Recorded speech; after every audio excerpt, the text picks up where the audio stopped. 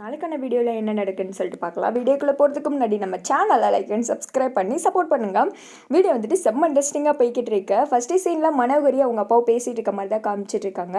அப்பா பாடியெல்லாம் ஓகே தானே, முதல்ல உங்கள் கையில் காதில் இருக்க செயின் எல்லாத்தையும் வந்துட்டு அவுத்து கொடுங்க அப்படின்ற மாதிரி சொல்லிட்டு இருக்கேன். ஏம்மா இதெல்லாம் கேட்குறேன் அப்படின்ற மாதிரி வந்துட்டு உங்கள் அப்பா கேட்குறாங்க.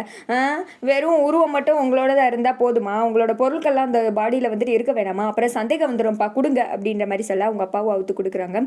இங்கே பாருமா, நீ எழில் வீட்டுக்குள்ளே போகணும்னு நினைக்கிறதெல்லாம் சரிதான், அதான் அதுக்காக இவ்வளோ தூரம் ரிஸ்க் எடுக்கணுமா, ஏதோ வந்துட்டு மிஸ்டேக் ஆகிடுச்சுன்னா என்னம்மா பண்ணுறது, பயமாக இருக்குது அப்படின்ற மாதிரி சொல்ல. இங்கே பாருங்கப்பா, வீட்டுக்குள்ளே போகிறதுக்கு எனக்கு ஒரு வழி தெரியல, நான் அவன் வீட்டுக்குள்ளே போகிறதுக்கு என்ன வேணால் பண்ணுவேன், உங்களுக்கே என்னை பற்றி நல்லா தெரியும்ல அப்படின்ற மாதிரி சொல்ல. இல்லைம்மா மாட்டிக்கிட்டோன்னா என்ன பண்ணுறது, அதனால தான் யோசித்தேன், நான் வந்துட்டு யார் கண்ணிலையாவது பட்டா என்ன பண்ணுறது அப்படின்னு கேட்க. அதுதான் நான் உங்களுக்கு கொடுக்குற வார்னிங், நீங்கள் யார் கடலுமே படக்கூடாது, ஒழுங்காக கண்காணாத இடத்துக்கு ஓடி போயிருங்க. அப்படி இல்லாட்டினா இந்த மாதிரி பாடியை ரெடி பண்ண தெரிஞ்ச எனக்கு உங்களை பாடியாக்க தெரியாதா, என்னை பற்றி தெரியும்ல அப்படின்ற மாதிரி சொல்ல. சரிம்மா நான் ஒரு இடத்துல மறைஞ்சு இருந்துக்கிறேன் அப்படின்ற மாதிரி சொன்னதும், இந்தாங்க நான் வந்துட்டு ரீசனை வந்துட்டு லெட்டரில் எழுதியிருக்கேன், சைன் மட்டும் போட்டு கொடுங்க, உங்கள் சூசைட்கான காரணம் இதுதான் அப்படின்ற மாதிரி சொல்ல. உங்கள் அப்பாவும் சைன் போட்டு கொடுக்குறாங்க. அதை வந்துட்டு பக்கத்தில் ஒருத்தர் இருக்கான், இதை வந்துட்டு இந்த பாடியோட கையில் வந்துட்டு வச்சுருங்க அப்படின்னு சொல்லிட்டு இந்த பிளானெல்லாம் வந்துட்டு செல்விக்கிட்ட சொல்லிட்டு இருக்காங்க. இவ்வளோத்தையும் பண்ண தெரிஞ்ச எனக்கு இந்த சுடரை வீட்டை விட்டு அடிச்சு ஓட்ட தெரியாதா அப்படின்ற மாதிரி சொல்ல. ஏம்மா நான் கூட உங்களை என்னமோ எதுன்னு நினச்சேன், என்னமோ இது இந்த அளவுக்குலாம் யோசிச்சிருக்கீங்க அப்படின்ற மாதிரி சொல்ல. பிறகு எனக்கு வந்துட்டு எழில் வேணும், அதுக்காக நான் எவ்வளோ ரிஸ்க் வேணால் எடுக்க தயாராக இருக்கேன், முதல்ல இந்த சுடரை வீட்டை விட்டு அடித்து துரத்தணும், என்ன வீட்டை விட்டு வெளியில் அனுப்பிச்சு விடுறாங்களா, நான் என்ன பண்ணுற பாரு, இனிமே தான் இந்த மனோகரியோட ஆட்டத்தையே பார்க்க போறாங்க இவங்க எல்லாரும் அப்படின்ற மாதிரி வில்லத்தனமா நின்று யோசிச்சுக்கிட்டு இருக்க. அடுத்த சைடு வந்துட்டு இந்துவை தாங்க அமைச்சிட்டு இருக்காங்க. தீபா தீபா எங்க இருக்க அப்படின்ற மாதிரி சொல்ல. சொல்லுங்க பே மேடம், நான் இங்கே தான் இருக்கேன் அப்படின்ற மாதிரி சொன்னதுமே, நம்ம விளையாட்டா செஞ்ச ஒரு இது பெரிய விபரீதத்தில் முடிஞ்சிருச்சு அப்படின்ற மாதிரி சொல்ல. என்ன மேடம் சொல்றீங்க அப்படின்னு சொல்லிட்டு தீபா கேட்குறாங்க. ஆமா ஆமா, நான் வந்துட்டு சுடரோட எழிலோட வாழ்க்கை நல்லா இருக்கணுன்றதுக்காக அந்த மனோகரியை வீட்டை விட்டு அடிச்சு துரத்தணும் அப்படின்ற மாதிரி சொல்ல. ஆமா ஆமா, அதுல தான் என்னோட பெர்ஃபார்மன்ஸ் எல்லாம் நீங்க பார்த்துருப்பீங்கல்ல, கலக்கிட்டம்ல அப்படின்ற மாதிரி சொல்ல. ஐயோ நான் சொல்ல வரதே கேளு, அதுக்காக மனோகரியோட அப்பா வந்துட்டு தூக்கு மாட்டிட்டு தொங்கிட்டாரா அப்படின்ற மாதிரி சொல்ல. என்ன மேடம் சொல்றீங்க, எனக்கு என்னமோ இதை கேட்டு நம்புற மாதிரி தெரியலையே, அப்படி இருந்தா நல்லதானே அப்படின்ற மாதிரி சொல்ல. விளையாடாத தீபா, எனக்கு என்னமோ வந்துட்டு அவங்க சாவு காரணம் நம்ம தான் சொல்லிட்டு குற்ற உணர்வா இருக்கு அப்படின்ற மாதிரி சொல்ல. மேடம் அந்த மனோகரியை நீங்க தான் நம்பிட்டு இருக்கணும், அவளை பத்தி எனக்கு நல்லாவே தெரியும், அவளோட அப்பா ஒன்றும் அவ்வளோ நல்லவெல்லாம் கிடையாது, அப்படி ரோசக்காரனா இருந்தா கல்யாணம் நின்று அன்னைக்கே தூக்கில் தொங்கி இருக்கணும், அதை விட்டுட்டு மனோகரியை வீட்டை விட்டு அமுச்சு விட்டது தூக்கில் தொங்குறாரு இருக்கும். ஏன்னா இதெல்லாம் பார்த்தா அந்த மனோகரியோட பிளான் மாதிரி தெரியுது, அவள் அப்பேற்பட்ட ஆளுதான் அப்படின்ற மாதிரி சொல்ல. சேச்சே, அவள் என்னதான் கெட்டவளா இருந்தாலும் இந்த அளவுக்குலாம் வந்துட்டு யோசிக்க மாட்டா, அப்பா விஷயத்தில் யாராவது போய் சொல்லுவாங்களா அப்படின்ற மாதிரி சொல்ல.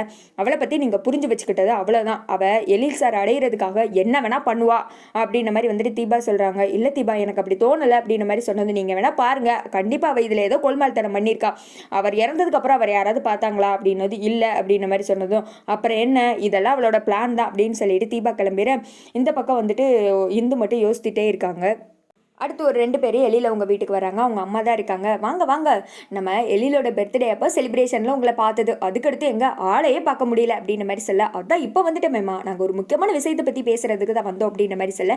என்ன விஷயம், எழில வந்துட்டு கூப்பிடணுமா, அவங்ககிட்ட பேசணுமா அப்படின்ற மாதிரி சொல்ல. ஆமாம், அதுக்கு முன்னாடி உங்ககிட்டையும் வந்துட்டு பேசிக்கிறோம் அப்படின்னு சொல்லிட்டு, நாங்கள் வந்துட்டு மேரேஜ் தான் பெருசாக கிராண்டாக வைக்க முடியல, ஏதோ பிரச்சனைலாம் நடந்துருச்சு, அதனால கெட்டுக்கொதர் பார்ட்டி மாதிரி ஏற்பாடு பண்ணியிருக்கோம். சார் ஃபஸ்ட்டு இதுக்கு ஒத்துக்கவே இல்லை, நாங்கள் தான் எப்படியே சேர்ந்து கப்பல் பண்ணி ஒத்துக்க வச்சோம் அப்படின்ற மாதிரி சொல்ல. அப்படியா, பரவாயில்ல, நல்ல காரியம் தான் பண்ணியிருக்கீங்க அப்படின்ற மாதிரி சொன்னதும், சாரி மேடத்தையும் கூப்பிட்டீங்கன்னா உங்களுக்கு நாங்கள் ட்ரெஸ்லாம் வாங்கிட்டு வந்திருக்கோம், அதெல்லாம் கொடுத்தாச்சுன்னா பார்ட்டியை வந்துட்டு எப்போ அரேஞ்ச் பண்ணலான்னு சொல்லிட்டு நாங்கள் பிளான் பண்ணிடுவோம் அப்படின்ற மாதிரி சொல்ல. இந்த திக்கா வந்துட்டு எழிலை சுடரையும் கூப்பிட்டு வர்றாங்க. அவங்க 2 பேரும் வந்துட்டு வர்றாங்க. இதெல்லாம் பார்த்துட்டு இருந்த மனோகரி, என்னது இவங்க வந்திருக்காங்க அப்படின்னு சொல்லிட்டு, வாங்க வாங்க அப்படின்னு சொல்லிட்டு எழிலோட அம்மா பக்கத்தில் போய் வந்துட்டு உட்காடுறாங்க. அதுக்கடுத்து வந்துட்டு எழிலை சுடரையும் இன்வைட் பண்ணுறதுக்காக வந்திருக்காங்க அப்படின்னு சொல்லிட்டு எல்லாத்தையும் தெரிஞ்சுக்கிட்டது. என்ன இது, இவங்க 2 பிரிக்க பிளான் பண்ணால் இதுங்க என்னென்னா ஒன்று சேர்க்க பிளான் பண்ணிட்டு இருக்குதுங்க, இதை இப்படியே விடக்கூடாது, இந்த பார்ட்டியை வந்துட்டு நடக்க விட்டுறக்கூடாது அப்படின்னு சொல்லிட்டு மனோகரி பயங்கரமாக யோசிச்சுட்டு இருக்கா. அந்த இடத்துக்கு எழிலும் சுடரும் வந்துட்டு ஒன்று போல் இறங்கி வர்றாங்க. வாங்க மேடம் வாங்க சார் அப்படின்ற மாதிரி சொல்லதும் 2 பேர் வந்துட்டு எழில் உட்கார, பக்கத்தில் வந்துட்டு சுடர் நிற்கிறாங்க. சார் நாங்கள் அந்த கெட்டுக்குதர் பார்ட்டியை பற்றி சொல்லியிருந்தோம்ல அப்படின்ற மாதிரி சொல்ல. என்னப்பா இது இவ்வளோ தூரம் நடந்திருக்கு, இந்த பார்ட்டியை பற்றி நீ என்கிட்ட சொல்லவே இல்லை அப்படின்னு சொல்லிட்டு அவங்க அம்மா சொல்ல. இல்லைம்மா ஒர்க் ப்ரெஷராக இருந்துச்சா, அதனால உங்ககிட்ட நான் சொல்கிறதுக்கு மறந்துட்டேன் அப்படின்ற மாதிரி சொன்னதும், இங்கே பாருங்கள், கண்டிப்பாக இவங்க 2 பேரும் பார்ட்டிக்கு வருவாங்க அப்படின்ற மாதிரி சொன்னதும் மனோகரி மேடம் நீங்களும் வரீங்களா அப்படின்ற மாதிரி கேட்க, ஆகா நம்மளே எப்படியாவது போகணும்னு சொல்லிட்டு யோசிச்சுட்டு இருந்தோம், அதுக்குள்ளே இவங்களே கூப்பிட்றாங்க, சரின்னு சொல்லிட்டு சொல்லிட வேண்டியதா அப்படின்னு சொல்லிட்டு மனோகரி பேசவங்களையுமே இந்த திக்க எழிலோட அம்மா சொல்கிறாங்க, என்ன சார் நீங்கள் இப்போ மனோகரி வர்ற நிலைமையிலும் கிடையாது, அவள் அப்பா இறந்த சோகத்தில் குலுங்கிக்கிட்டு இருக்கா அப்படின்ற மாதிரி சொன்னதும், ச்சே இந்த தாய்க்கிழவி ஒன்று நம்மளை இந்த பாடுபடுத்துதே அப்படின்னு சொல்லிட்டு மனோகரி மைண்ட் வைஸில் நினச்சிக்கிட்டு இருக்கேன். இங்கிட்டு வந்துட்டு வந்தவங்க சுடருக்கு எழிலுக்கும் ட்ரெஸ்ஸை கொடுத்துட்டு கண்டிப்பாக வரணும் நீங்கள் அப்படின்னு சொல்லிட்டு கிளம்பிடுறாங்க.